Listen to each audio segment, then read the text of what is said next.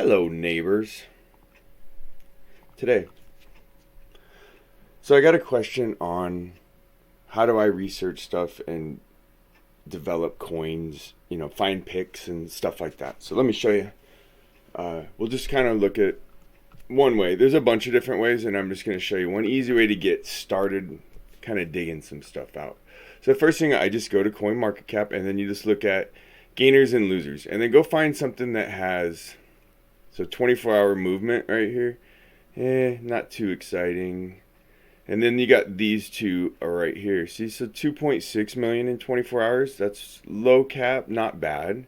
It's got a, pretty good percentage up. Not a bad price, so. And then you look right here, 15 million in 24 hours. Not a bad. So let's go.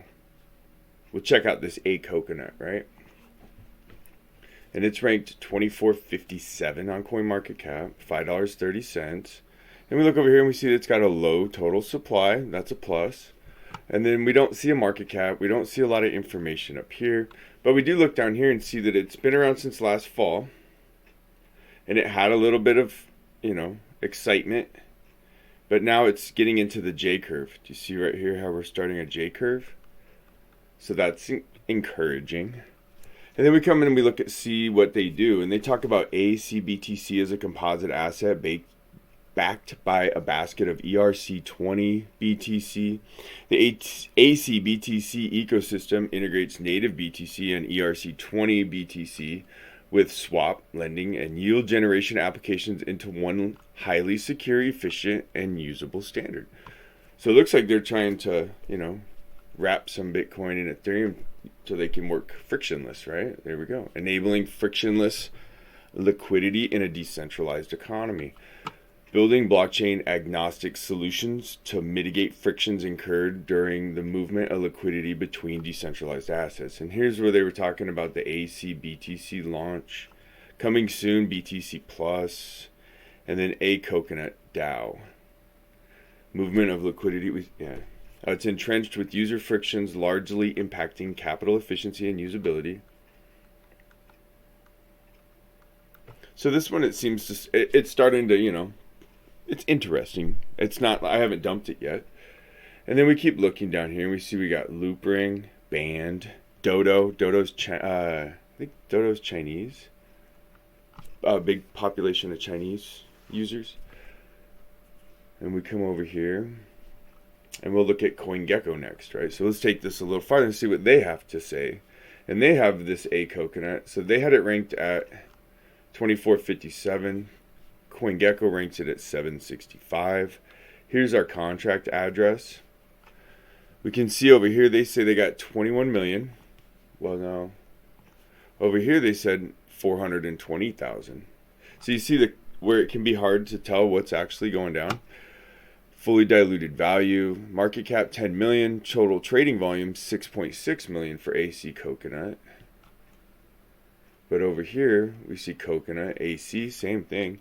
2.7 million, 6.6 million. So we have some discrepancy. And then they only showed 2 million in circulation. Roughly, 10% or a little more than that, I guess.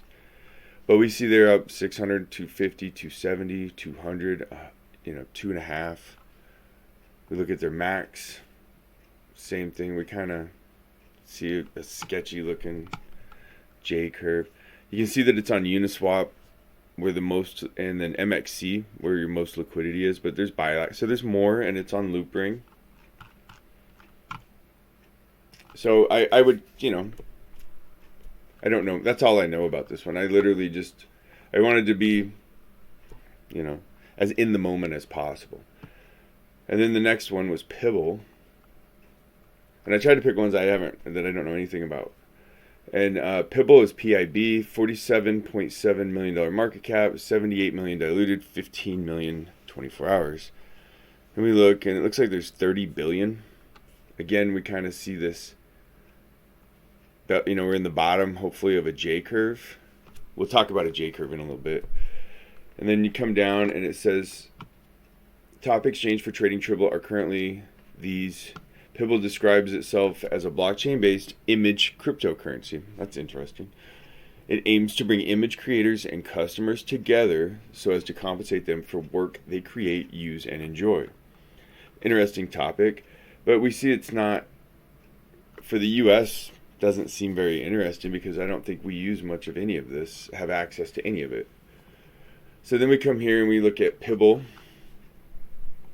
and this is their page, and we can see that it's in Korean. I'm pretty sure that's Korean. And they have some videos, but it looks like a shopping bag, buy, sell. Definitely some kind of mobile app, maybe investment growing with the little money and tree thing here. Shop, good through, virtual through, fun through, reward come through. Still not really sure what's going on, but we see a roadmap. Yeah. And we're looking, see what they got in the different articles that they're linked to. And so far it's Korean, but they got some use. And then we see that they have Pibble joins Acoconut blockchain platform Klaytn as an initial launch partner. And this was a while ago, 2019. So they've been around for a little bit, right? 2019 they peaked and came back down, and they've kind of held out through, and now it looks like they're seeing some love here at the end. Okay. And Klaytn, we've talked about Klaytn, CLAY, and they're 105 24-hour trading volume, and another one that is hopefully starting into the upper side of a J curve, we're thinking. You can see that this is the same thing, so mostly Korean. Klaytn mainnet, blockchain for all. We pay for your transaction fees. Just showing you that it has a connection. And that's basically the point. Is we just start following little trails and breadcrumbs. So I know we found Pibble. Then we see that they're partnered with Klaytn, and then we see what they do, and we read the article, and then we can see right here Pibble. Camera, commerce, album, goods. See, and these look like maybe they're not, because these are red and these are blue. I don't know if that's because they're not ready yet or what, but we got Pibble apps on Google Play, Pibble iOS download, homepage, and so on. So this might be another one that I would dig deeper into, and see what we can find. Okay, so now let's go back here and we'll look. And we talked about Yield Panda the other day, and it was up a whole bunch, but now we're looking at it's down 60%, right? Well, that sucks. And that's why we don't buy in right away. We're still, we want to find our opportune time. And then if we do decide to buy in, especially on something that's crazy low like these, only 700,000. And this isn't financial advice, but this is when we look at our cost average buying. So we don't get wrecked on one movement. We could incrementally get a little bit here, get a little bit there. Because this project's only, like a day old. It can go, it's really kind of hard to say. But we like that it's on PancakeSwap, which is kind of new. And we like the whole, market that it's going into right now. It's yield from your wallet instead of having to stake it on their mainnet or whatever. And you can see, down 69%. So here's cryptocurrency. Market cap, $1.7 trillion. I can't believe how fast it's going, to be honest with you. And when we look, let's see, we'll come back to that in 1 second. But let's just go look at the entire market real quick. Look at what we got right here. We're talking about that J curve. If you kind of drop this out right here, because this from 13 to like the first real hit on 17 right here was, I guess, a huge consolidation, adoption, and everything. It's a new market, so basically everything that cryptocurrency does is almost unprecedented. I mean, we follow cycles, but then those cycles get it grouped into multiple cycle groups and multiple cycle groups over time that we just haven't seen. The stock market, you can do that in a 100-year increment, or see a longer view. You can't do that with cryptocurrency. But a common theme in cryptocurrency is this J curve, right? We can see the market cap dominance. Bitcoin's at 66%, Ethereum, oops, 60%. So it's dropping back down, right? That's good. And then let's go to the markets here.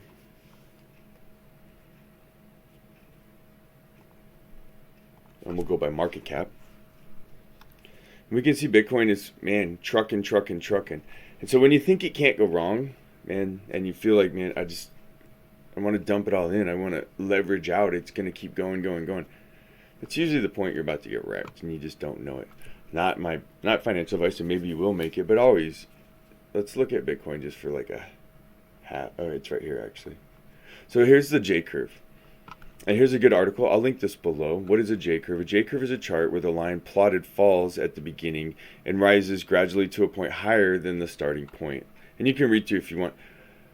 Cryptocurrency, it's a little more extreme than this right here. So instead of starting at 0 and falling below and then rising, these sometimes they kind of start out like this and then go whoop, way up high and then come crashing back down.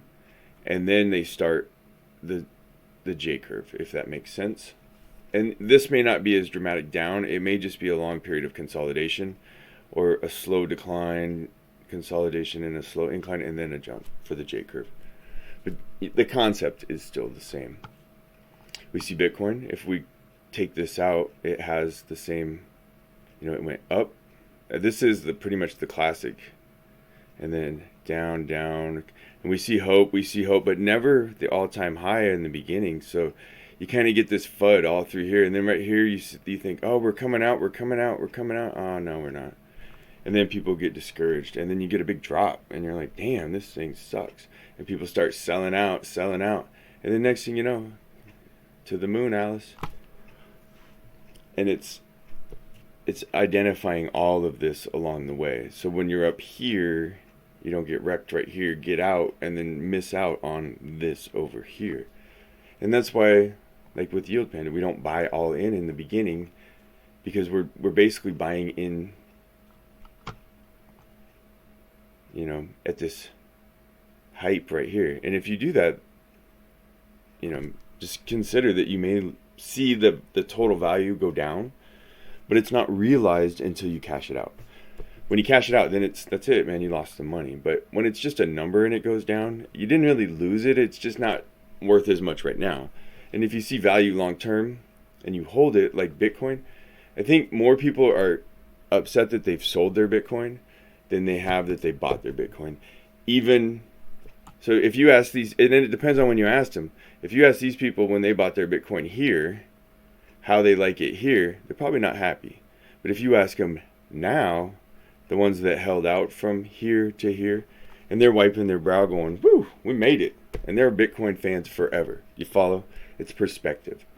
And that perspective is built by you. Let's look at Monero.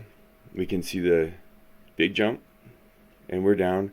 And if this looks like it's getting ready to start its large ascent side of the J curve. Ravencoin now is a different example. They've kind of just been turbulent, up, down. They've been around for quite some time too. And you can see turbulent, down, up, down. This thing is an emotional roller coaster. Then it drops, and then just everybody thought it's dead, and holy cow. As we can see in the last week, this thing has just gone parabolic. It's hard to predict that. This is something that's been around, for years.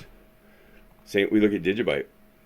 It was flatlined for years and years. And, this was a buy it and just forget about it. I got it in my wallet. And then, some excitement. Hey, look at this. And then more excitement. And then a huge. But again, and now it's just recently starting to see an adoption and a rise.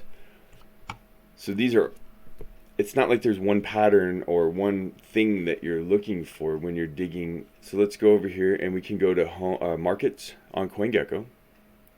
You can go to market cap, recently added, stablecoins, farms, categories, discover, crypto index, high volume, large movers, exchanges, DeFi, and so on. So let's go to Discover. Let's just check this out, right? So we're researching coins. And you can see these are trending. We see dodos in there. Berry Data is now going to be trending. Berry Data, you're going to hear that. It's going to be a household name. I mean, when you're in the Oracle game right now and Binance is going ballistic. Avalanche, Ren, a lot of big, people were talking about Frontier and Auto, yeah. Pundi X, they've been talking about Pundi X forever. Pancake Swap is hot right now. The Graph is hot right now. Multiplier. So then we look at some recently added right here, and we can see VRA. VRA you can get on KuCoin. It's been doing, up and down, whatever. And then we see our yield pandas in here. McBase Finance. And then these are the most visited, so these are where people are going to. You see buried at Ravencoin's in there. Because now that it's, people have held Ravencoin probably forever and ever and ever, and they're finally just now having a chance to get giggly about it again. You can go back up to the markets, and we'll go look at, let's go with recently added. So for recently added on here,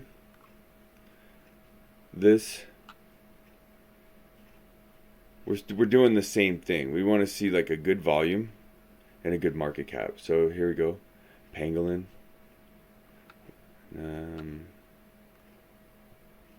Pooled together. You see how they stand out? Right here. Vesper Finance. Berry Data. You don't even have to look over here right off the bat. You can kind of see like here. Interesting. Premia Finance. 1,042,000 goose egg. 45 million market cap. 2 million Filda. Umbrella Network. Dow Maker. Phoenix Flow. Here's Warp Finance. So you can get the idea. And then I'm not saying that that's how you pick it, but it's a good way to start making a pile of stuff to go look at. Anyway, hopefully this was informative for you and gave you a little bit of an idea how to do this research on your own, Teach a man to fish, he can fish forever. If you just give him one, well, he'll be hungry tomorrow. Anyway, let me know what you think. How do you find coins? Do you have different... And I'll show you other strategies too. This is just a really general way to start helping you build a pile that you can dig through on your own time and do some of your own research. All right, everybody. Well, cheers, and I'll talk to you soon.